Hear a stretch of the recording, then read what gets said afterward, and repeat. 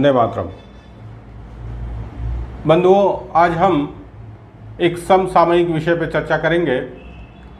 अभी वर्तमान में जो आतंकी संगठन हमास और इजराइल के बीच संघर्ष चल रहा है, उस पर बहुत सारी क्रियाएं प्रतिक्रियाएं आ रही हैं।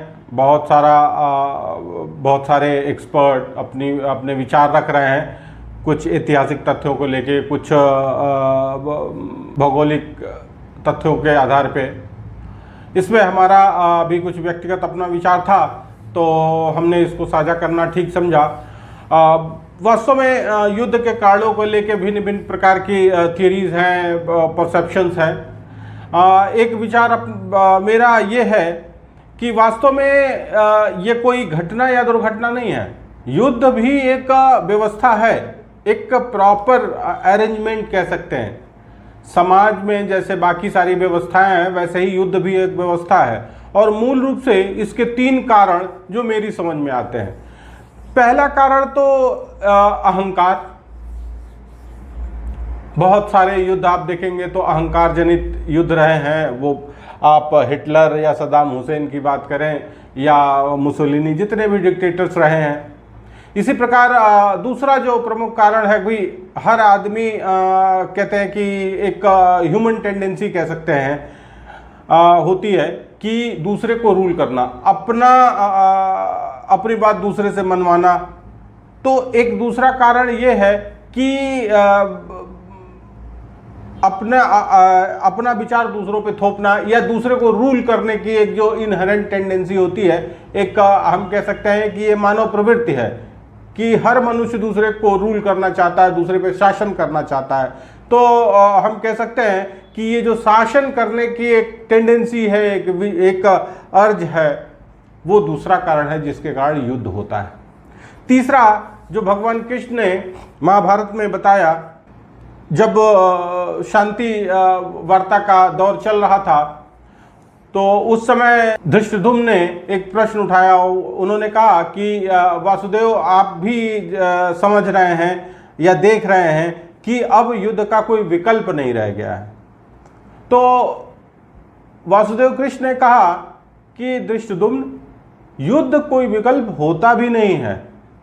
न युद्ध का कोई विकल्प होता है और न युद्ध किसी चीज का विकल्प होता है। वास्तव में युद्ध तब होता है जब सारे विकल्प समाप्त हो जाते हैं। और सही देखा जाए तो हमास की बात करें और इजराइल की बात करें तो इनके बीच में कभी कोई विकल्प बचा ही नहीं था। अल्टीमेटली इनको अगर आज चाहे तो लड़ लें या 50 साल बाद लड़ लें, और कोई विकल्प इनके पास फिलहाल, मतलब अगर हम आज के परिप्रेक्ष्य में बात करें, जो जहां तक दृष्टि जा रही है, कोई सेटलमेंट या कोई ऐसा विकल्प नहीं दिख रहा है जो बीच का रास्ता निकल जाए। तो इनके बीच युद्ध तो एक कहते हैं ना, अवश्यंभावी है। अब हम बात करें कि युद्ध से किसको क्या मिलेगा, तो सही कहें तो युद्ध से कभी किसी को आज तक नहीं मिला है। हारने वाला तो हार ही जाता है, जीतने वाले को भी आज तक कुछ नहीं मिला। और आज तक के अगर हम अपने मानव सभ्यता और संस्कृति के सबसे बड़े युद्ध महाभारत की बात करें तो उसमें हारने वाले तो हार ही गए, जीतने वालों के पास भी कुछ बचा नहीं था। न जन था, न बल था, न सामरिक सामर्थ्य बचा था, कुछ नहीं बचा था। कुछ चंद 2, 4, 6 लोग बचे थे और सारे लोग मारे जा चुके थे। तो युद्ध में किसी को कुछ हासिल नहीं होता है। लेकिन अगर तात्कालिक रूप से देखें तो हमास का कुछ ना, भाई वो नो गेन नो लॉस पे है। वो हारने में भी या जीतने में भी हमास के पास ना कुछ था ना कुछ है, और अगर नहीं रहेगा तो भी उसको ना कुछ मिलना है ना कुछ जाना है। अब बात है इजराइल की। इजराइल का ये जो संघर्ष चल रहा है या जो ये घटना घटी, ये दुर्घटना घटी, ये युद्ध तो बाद में शुरू हुआ। पहले जो ये इनका डोम और ये सारे सिस्टम फेल हुए, ये एक बड़ा प्रश्न चिन्ह है। इजराइल की जो एक कहते हैं कि जो उनका एक यूएसपी था, स्ट्रेंथ थी, वो क्या था? वो उनका इंटेलिजेंस था। उनके वेपन माने जाते थे कि वर्ल्ड में सबसे सोफिस्टिकेटेड है। उनका जो इमरजेंसी सिस्टम है बहुत अच्छा है। डिफेंस सिस्टम बहुत अच्छा है। तो कहने का तात्पर्य यह है कि जिसके लिए इजराइल जाना जाता था, ये उस पर अटैक है। तो कहने का तात्पर्य यह है कि कहीं ना कहीं इजराइल को अब सिद्ध करना पड़ेगा, अब अपने को रीअफर्म करना पड़ेगा कि भाई हम चूक हो गई, हम उतने ही स्ट्रांग हैं, ये सिद्ध करना पड़ेगा। और वास्तव में सही बात तो ये है कि अभी देखिए कि टेक्नोलॉजी पे जितना हम भरोसा करते हैं उतने भरोसे योग्य है नहीं। भाई कोई टेक्नोलॉजी है, अगर हम उसको हम डिफेंस के लिए लगाए हैं या किसी भी चीज़ के लिए लगाए हैं, तो उसी कैपेसिटी का, उसी कैपेबिलिटी का उसको तोड़ने वाली और टेक्नोलॉजीज बनाई जा सकती हैं।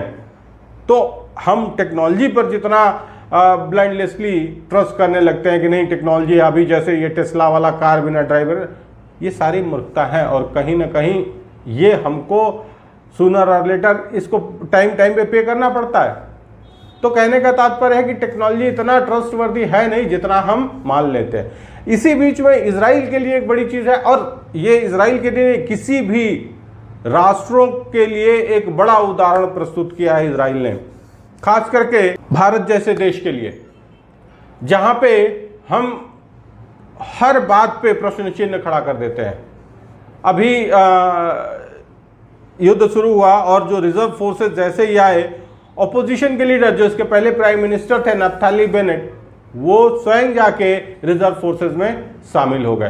तो कहने का तात्पर्य यह है कि एक तरफ जहां हम देखें अपने यहाँ की छोटी छोटी बात पे लोग आर्मी पे क्वेश्चन मार्क लगा देते हैं, गवर्नमेंट पे लगा देते हैं, प्राइम मिनिस्टर पे लगा देते हैं, वहीं दूसरी तरफ आप देखें तो किसी के मन में कोई दूसरा, मतलब एक न संदेह छोड़िए, एक कहते हैं कि दुविधा की कोई स्थिति नहीं है, एक ही फोकस है राष्ट्र, और राष्ट्र हित में हम क्या कर सकते हैं, हमारा कंट्रीब्यूशन क्या हो, और वर्तमान परिस्थितियों में हमारी ड्यूटी क्या है राष्ट्र के लिए, सबका फोकस इस पे है।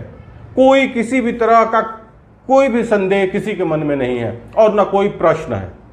तो कहने का तात्पर्य है कि राष्ट्रवाद का ये एक जबरदस्त नमूना है, अनूठा नमूना है, और इससे सीखने की जरूरत है। केवल कह देने से कोई राष्ट्रवादी नहीं होता, उसके लिए करना पड़ता है। और आज ये इजराइल के लोगों ने, जिसमें क्या कलाकार, क्या पॉप सिंगर, सब ने बंदूक उठा ली, और कहीं ना कहीं एक राष्ट्र अपने नागरिकों से ऐसी ही अपेक्षा करता है। और राष्ट्र केवल कहने से नहीं बनता है, एक भौगोलिक बाउंड्री से या एक ज्योग्राफिकल एरिया कवर कर लेने से राष्ट्र नहीं बनता है। राष्ट्र एक भावना है जिसका होना परम आवश्यक है। अब बीच बीच में बहुत सारे वीडियोस और फोटोज आ रहे हैं। एक बड़ा मुद्दा है ये कि वहाँ पे जो एट्रोसिटीज़ अगेंस्ट वुमेन या चिल्ड्रन, बच्चों के साथ जो दुर्व्यवहार और बच्चे भी मारे जा रहे हैं, आम शहरी मारे जा रहे हैं। पहले इजराइल में मारे गए, अब इजराइल जो है काउंटर अटैक जब किया गाजा पट्टी पे, तो वहाँ बहुत बड़ी संख्या में नागरिक मारे गए, ऐसा दावा है हमास का या फिलिस्तीन का। तो देखिए, अगर हम बात करें कि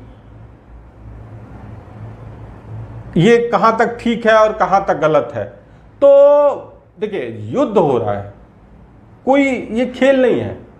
और युद्ध में अगर हम बात करें, देखिए हम अपनी बात करें, भारतवर्ष की बात करें, तो समय समय पर ऐसे दृष्टांत आते रहे हैं, और जब भी हम उनसे सीख लेके और कोई काम नहीं किए हैं तब हमको नुकसान उठाना पड़ा है। अगर हम रामायण की त्रेता युग में बात करें तो जो भी युद्ध की इच्छा लिए रण क्षेत्र में आया, उसका वध करना ये एक सैनिक कर्तव्य माना गया। ऐसा नहीं है कि श्री राम ने किसी को इसलिए छोड़ दिया हो कि नहीं भाई ये थोड़ा, ये विद्वान है, ये बुद्धिमान है, इसको ना मारो, ये कम उम्र का है, ना मारो ना। अगर रण क्षेत्र में कोई आया है तो उसका वध होगा। अब बात ये त्रेता की है। अलग अलग युग में अलग अलग देश काल परिस्थितियों में जो नीति नियम होते हैं वो अलग अलग होते हैं। ये तो बात थी रामायण की कि जो युद्ध क्षेत्र में आ जाए, यानी कि सिविलियन को पे अटैक नहीं किया जाएगा, वो किनारे रहेंगे और जिसको लड़ना है वो सिविलियन से बाहर निकल के आ जाएंगे। ठीक है। अब द्वापर में क्या हुआ? द्वापर में जो युद्ध समाप्त होने के बाद धृतराष्ट्र ने युधिष्ठिर से पूछा था कि ये बताओ कि तुम्हारा क्या गणना आकलन क्या है कि कितने लोग मारे गए। तो युधिष्ठिर ने जो आंकड़े दिए वो अगर अतिशयोक्तिपूर्ण नहीं है तो बहुत बड़े आंकड़े थे। उनका कहना था, जो आंकड़े दिए उसके अनुसार 166 करोड़ 20 लाख लोग मारे गए और 24,165 लोग गायब हो गए, जो मिले नहीं, ना डेड बॉडी मिली ना कुछ मिला। तो इतनी बड़ी संख्या में सैनिक तो नहीं लड़ रहे थे ना, अर्थात आस पास अगल बगल रास्ते में जो आया वो सब मारे गए। तो ये क्या था? देश काल परिस्थितियां बदल गई, युद्ध के नीति नियम बदल गए और जो भी सामने पड़ा वो मारा गया। और इससे सीख नहीं लिया। अगर भारतीय राजाओं ने सही पूछे तो अभी अगर मोहम्मद गोरी को पहली ही लड़ाई में पृथ्वीराज चौहान ने मार दिया होता तो शायद भारत का इतिहास कुछ और होता। इवन जो गजनी था, एक राठौर राजा थे मध्य प्रदेश में जिन्होंने हरा दिया था उसको, लेकिन जीवन दान दे दिया। ये मूर्खता थी, क्योंकि युद्ध नीति ये कतई नहीं कहती है कि दुश्मन को आप छोड़ दीजिए। अगर वो लड़ने आया है तो उसका वध निश्चित है, और उसका वध अगर आप सक्षम हैं तो उसका वध करना चाहिए, ये युद्ध नीति कहती है। तो भाई ये सीख इजराइल के लिए भी है कि अगर अब उसको पर्याप्त कारण है कि वो हमास का सफाया करे, और अगर नहीं करता है तो ये उसकी अकर्मण्यता होगी, कार्यकुशलता नहीं कही जाएगी। तो कहने का तात्पर्य यह है कि हर देश काल परिस्थिति की अपनी नीति नियम होते हैं और उसके अनुसार आचरण करता है व्यक्ति। तो जो हमास ने इजराइल के साथ किया और बदले में जो इजराइल कर रहा है उसमें जो नागरिक मारे जा रहे हैं दोनों तरफ के, वो एक कह सकते हैं कि व्यवस्था का हिस्सा है। अगर फिलिस्तीन गाजा पट्टी में नागरिक मारे जा रहे हैं, बच्चे हताहत हो रहे हैं, तो इसका जिम्मेदार कौन है? वो स्वयं है। दिनकर जी की पंक्तियां हर देश काल परिस्थिति में प्रासंगिक है कि समर शेष है नहीं पाप का भागी केवल ब्याध, जो तटस्थ है समय लिखेगा उनके भी अपराध। तो ये तटस्थ लोग हैं, इन्होंने समय रहते हमास को क्यों नहीं रोका? अगर हमास को समय रहते रोका होता तो आज उनके बच्चे ऐसे हताहत नहीं होते। तो कहने का तात्पर्य यह है कि वो स्वयं भी जिम्मेदार हैं इस मैसेकर के लिए।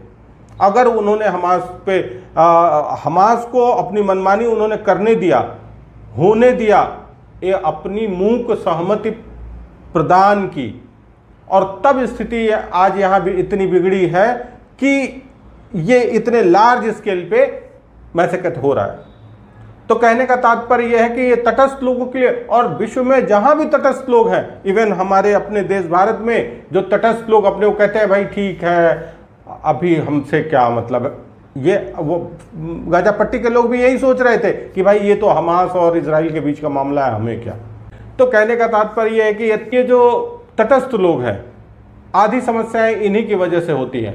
तो जहां कहीं भी ये तटस्थ लोग हैं, इनको इससे सीख लेनी चाहिए, और भाई जो सही है उसको सही कहना, जो गलत है वो गलत कहना, ये हर व्यक्ति का, हर मनुष्य का, हर नागरिक का ये नागरिक कर्तव्य है। आज के लिए इतना ही। आप इस पे विचार अवश्य करें। नमस्कार।